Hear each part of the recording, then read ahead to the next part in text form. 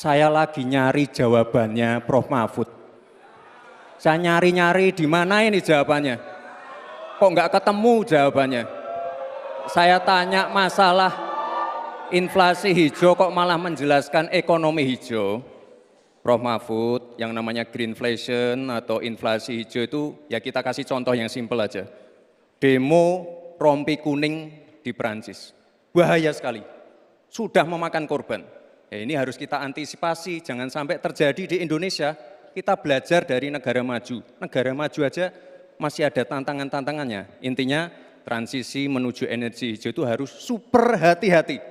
Jangan sampai malah membebankan R&D yang mahal, proses transisi yang mahal ini kepada masyarakat, pada rakyat kecil. Itu maksud saya inflasi hijau, Prof. Mahfud. Terima kasih. Masih ada waktu Pak Gibran? Cukup? Baik. Terima kasih. Kita lanjutkan dulu. Nanti akan ada waktunya untuk memberikan support. Kita lanjutkan dulu Bapak Ibu, terima kasih. Kita teruskan ya. Kami persilakan calon wakil presiden nomor urut 3 Bapak Mahfud MD untuk merespon tanggapan dari Bapak Gibran Raka Buming Raka. Waktu Bapak 1 menit dimulai ketika Bapak berbicara, silakan. Saya juga ingin mencari itu jawabannya ngawur juga itu.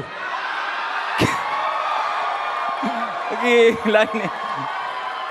Ngarang-ngarang ndak karuan mengkaitkan dengan sesuatu yang tidak ada, gitu ya.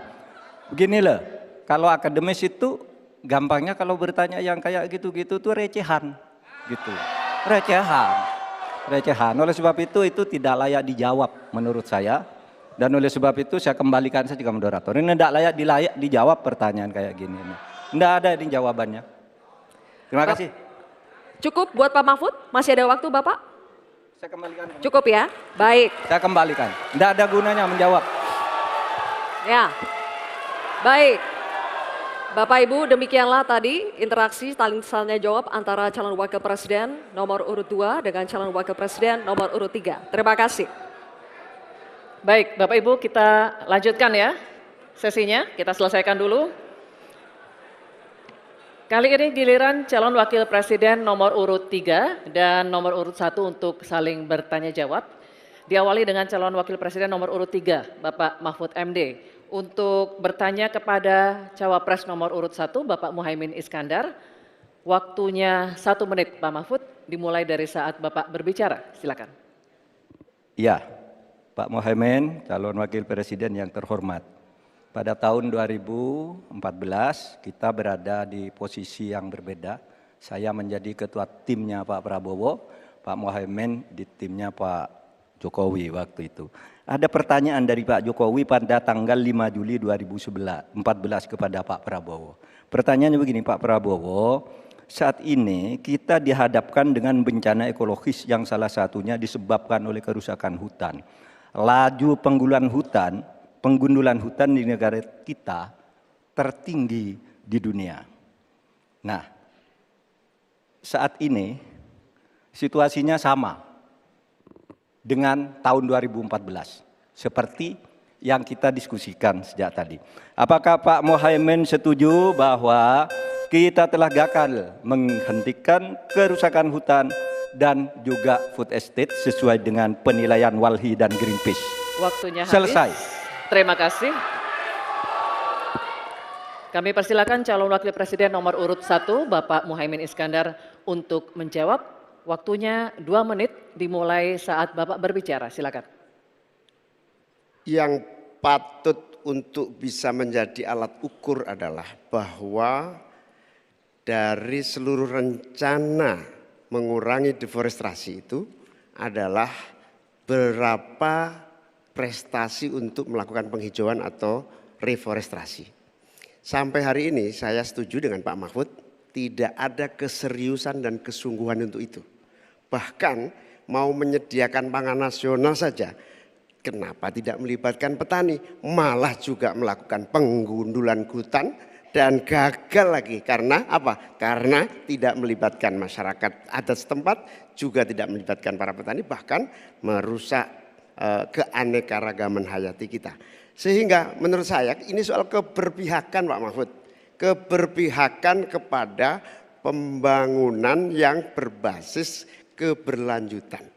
Di mana kita tidak akan main-main dengan soal ini soal nasib generasi. Prinsipnya satu, keadilan.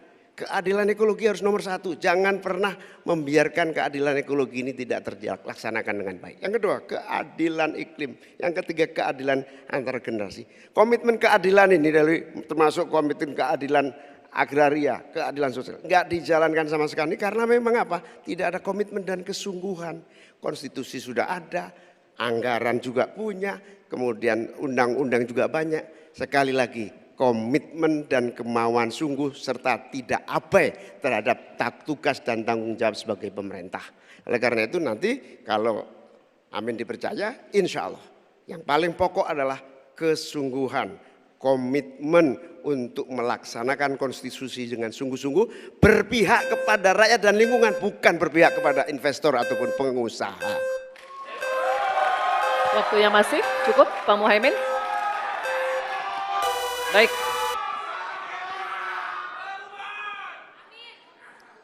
Kini kami persilakan Cawapres nomor urut 3 Bapak Mahfud MD untuk menanggapi, waktunya 1 menit. Baik. Mulai dari saat berbicara, silakan. Pak Muhaimin, ke depan itu menurut saya pemerintah perlu melaksanakan 2 putusan Mahkamah Konstitusi yang dulu saya yang membaca vonis itu dan mengetokkan palunya. Pertama, mengakui aktivis lingkungan itu sebagai subjek hukum. Itu putusan MK. Sekarang ini kalau orang bicara lingkungan ditangkap. Nah, itu berbahaya bagi kelangsungan lingkungan hidup kita. Lalu yang kedua, saya juga udah pernah tuh membuat putusan Mahkamah Konstitusi dan saya sendiri yang ngetok palunya agar definisi hutan adat itu betul-betul dibedakan dari definisi hutan negara. Karena definisi hutan adat yang sering dipakai sekarang itu sering menyingkirkan masyarakat adat dari lingkungan hidupnya. Selesai. Waktunya habis. Kami persilakan kembali Cawapres nomor urut 1 Bapak Muhaimin Iskandar untuk merespon tanggapan dari Pak Mahfud MD tadi. Waktunya 1 menit dimulai dari saat Bapak berbicara. Silakan. Ya, setuju apa yang disampaikan Pak Mahfud. Inti dari hasil kemerdekaan kita itu kan 2. Satu, bahwa pemerintah atau negara mengatur sistem dan tata kelola pemerintahan dan kenegaraan. Yang kedua, mengelola kekayaan dan aset negara kita. Nah ini yang tidak pernah dilakukan. Dibiarkan aset itu liar, bahkan ada orang yang menguasai 500.000 sementara petani gurem kita sudah hampir 16 rumah tangga petani gurem yang hanya punya tanah 0,5 hektar. Itu dari segi soal pertanahan. Nah apalagi jasa para pemangku adat. Masyarakat adat yang memiliki banyak jasa sejak sebelum kemerdekaan hingga hari ini menjaga hutan, menjaga lingkungan kita. Tetapi tidak pernah diajak dialog. Ada pemaksaan melalui PSN, tidak diajak bicara. Rempang misalnya, itu tidak melibatkan dengan sungguh-sungguh masyarakat di sekitar itu. Terima kasih. Masih ada waktu Bapak? Cukup? Cukup. Baik, oke. Kalau begitu sesi